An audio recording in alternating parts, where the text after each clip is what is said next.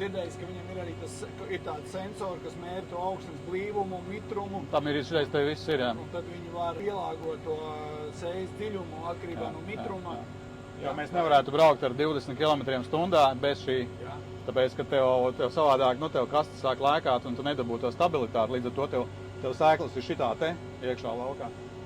Tāpēc katrai rindai ir hidrocilindrs ar aktīvu sistēmu, kas viņu ir sensors iekšā katrā rindā, kas lasa riteņu spiedienu uz zemi. Un tad, kad viņš nav pietiekošs, viņš viņu daspiež ar hidrauliku mazliet, tur to bišķiņu palaiž eļu. Un, ja viņš ir pa smagu savukārt, tad viņš viņu paceļ uz augšu. Un, teiksim, šeit mums ir šobrīd tas downforce ir uz vidējo, ir uzlikts, un mums vēl ir divas pozīcijas uz augšu uz leju. Teiksim, maksimumā mēs varam uzlikt līdz 190 kg uz vienu rindu papildus spēku. Jā. Bet viņš arī automātiski regulē? Viņš visu dara automātiski, absolūti, jā. Mums nekas nav jādara. Kāds šobrīd šeit ir tas sēšanas dziļums uzlikts?